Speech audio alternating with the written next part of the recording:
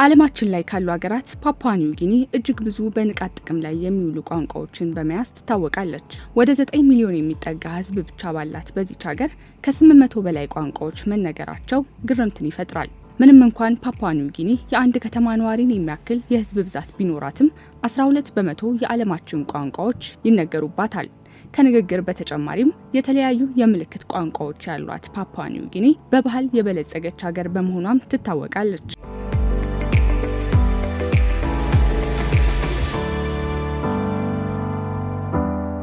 የፓፑዋ ኒው ጊኒ ነጻ ግዛት በኦሽኒያ ውስጥ ሉዓላዊ ግዛት ስትሆን በኒው ጊኒ ደሴት ምስራቃዊ ክፍል ላይ ትገኛለች። ይቺ ደሴት አንዳንድ የባህር ላይ ደሴቶችን ያቀፈች በዓለም ላይ ሶስተኛዋ ትልቋ የደሴት ሀገርም ነች። አገሪቷ 462,840 ስኩዌር ኪሎ ሜትር ወይም 178,700 ስኩዌር ማይል ትሸፍናለች። ይህም ከአሜሪካዋ ካሊፎርኒያ ግዛት በትንሽ ብቻ እንደምትበልጥ ያሳየናል።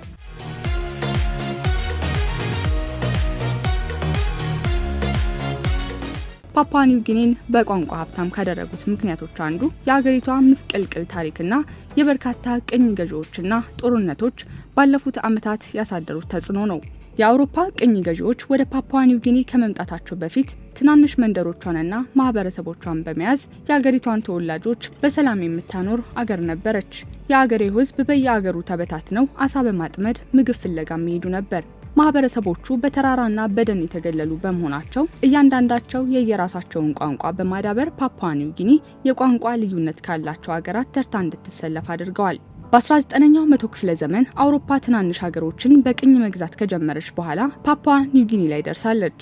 አገሪቷ በወቅቱ የብዙዎች ኢላማም ነበረች። መጀመሪያ ላይ በኔዘርላንድስ፣ በስፔንና በጀርመን ቅኝ ተገዝታለች። ቀስ በቀስ የቅኝ ገዢዎች ቋንቋዎች ከፓፑዋ ኒው ጊኒ ቋንቋዎች ጋር መቀላቀል ጀመሩ። ይህም በቋንቋቸው አዳዲስ ልዩነቶችና ጠንካራ ተጽዕኖዎችን መፍጠር ጀመረ።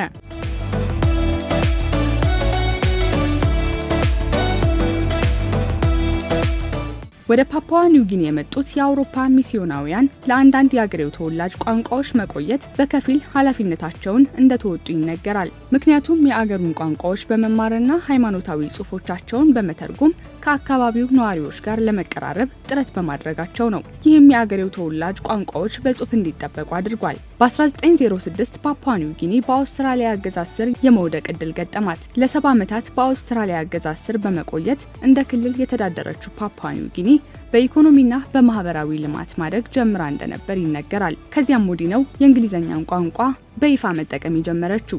እንዳለመታደል ሆኖ ሁለተኛው የዓለም ጦርነት ሲከሰት ኃይለኛ ውጊያዎች በቦታው ላይ በመካሄዳቸው የአገሪቱ እድገት ቀንሷል። ይሁንና እንደ አውሮፓውያን አቆጣጠር በ1975 አገሪቱ ከአውስትራሊያ ነፃነቷን አግኝታ የራሷ የሆነ ስርዓት መዘርጋት ጀመረች። ዛሬ ላይ ፓፑዋ ኒው ጊኒ በማደግ ላይ ከሚመደቡ ሀገራት ተርታ ለመሰለፍ ችላለች። በአገሪቱ ወደ ሌሎች ሀገሮች ለመንቀሳቀስ በባህርና በአየር መጓጓዝ ይቻላል። በአገሪቷ ውስጥም ሆነ ወደ ውጪ ለሚደረጉ ጉዞዎች ቋንቋ እክል ለሚሆንባቸው ሰዎች የትርጉም ኤጀንሲዎች አሉ።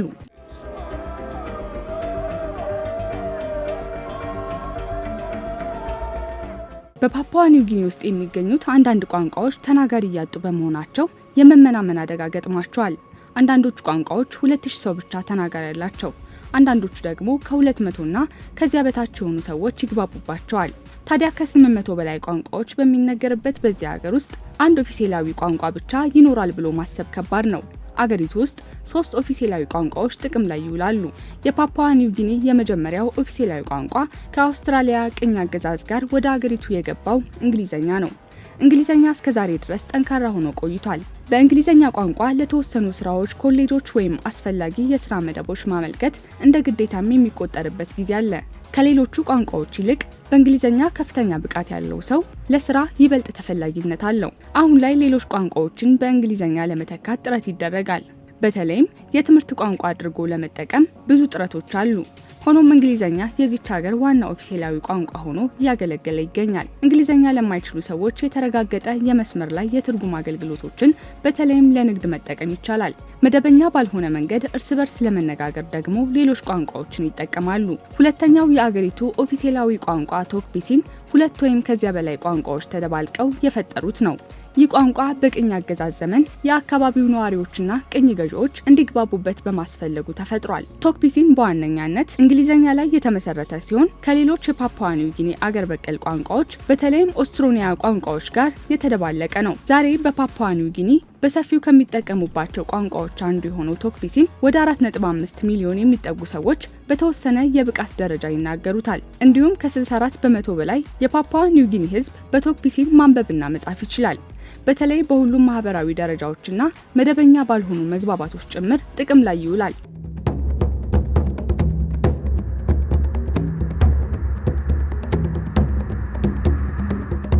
ቶክፒሲን የሚለው ስም ቶክና ፒጅን ከሚሉት የእንግሊዘኛ ቃላት የተገኘ ሲሆን አንዳንድ ጊዜ ኒው ጊኒ ፒጅን ተብሎ ይጠራል።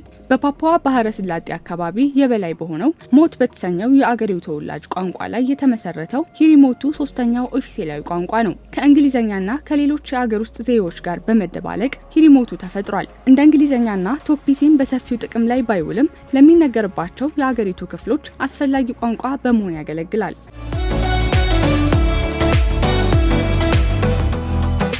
በፓፑዋ ኒው ጊኒ ውስጥ 839 ቋንቋዎች በንቃት ጥቅም ላይ ይውላሉ። አንዳንድ ቋንቋዎች የበላይ ናቸው። ልክ እንደጠቀስናቸው ኦፊሴላዊ ቋንቋዎች ወይም ሌሎች ብዙ ሰዎች የሚጠቀሙባቸው ናቸው። እንዳለመታደል ሆኖ የተናጋሪዎቻቸው ቁጥር ከዓመት ዓመት እየቀነሰ የሚሄዱም አሉ። አንዳንድ ቋንቋዎች ከመቶ ያነሱ ተናጋሪዎች አሏቸው። በዚህ ሀገር ውስጥ የሚነገሩ ብዙ ቋንቋዎች ለአደጋ ተጋልጠው እንደሚገኙ መረዳት አስፈላጊ ነው። አንዳንዶቹ ቋንቋዎች ቀስ በቀስ ተናጋሪ እያጡ በመሆናቸው በቅርብ ጊዜ ውስጥ ለዘላለም ሊጠፉ እንደሚችሉ ተተንብዮአል። ይህ የሆነው በጥቂት ተናጋሪዎች ምክንያትና ትውልዱ ከቅድመ አያቶቻቸው ቋንቋ ይልቅ ሌሎች ታዋቂ የሆኑ ቋንቋዎችን በመማራቸው ነው። ይህንን ለመከላከል ለመጠበቅና የመጥፋት መጠንን ለመቀነስ ዩኔስኮ ሙከራዎችን እያደረገም ይገኛል። በሚገርም ሁኔታ ፓፑዋ ኒው ጊኒ ውስጥ ብዙ የምልክት ቋንቋዎችም አሉ። ይህ ማለት መስማት የተሳናቸው ማህበረሰብ እንኳን የተለያየ የቋንቋ ስርዓት አላቸው ማለት ነው። በፓፑዋ ኒው ጊኒ 8 የሚሆኑ የምልክት ቋንቋዎች ለመግባቢያነት ይውላሉ።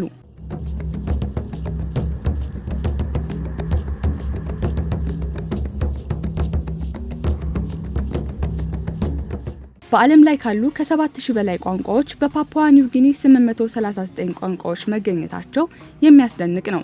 ምንም እንኳን የአገሪቱ ሕዝብ ብዛት ከዓለም ሕዝብ 0.1 በመቶ ብቻ ቢሆንም 12 በመቶ የዓለማችን ቋንቋዎች ይነገሩባታል። የበለጸገው የቋንቋ ቅርስ አገሪቱ የምትኮራበትና የምትታወቅበት ነው። ሰዎች ሁሉንም ነባር ዘዬዎች ለማደስ ለመጠበቅና ለመደገፍ እርምጃዎችን እየወሰዱ እንደሚገኝም ይነገራል።